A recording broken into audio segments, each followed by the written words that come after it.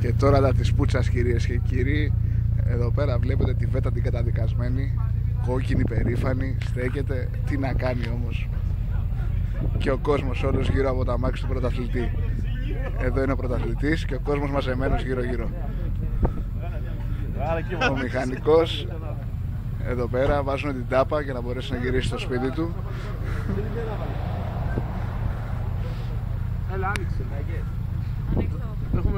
Και τελικά πρέπει να έχουμε και 2-3 δηλώσεις από τους συμμετέχοντες.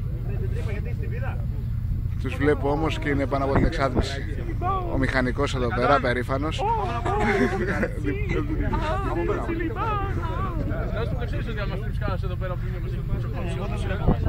Πρωταθλητή 2 κουβέντες για το site.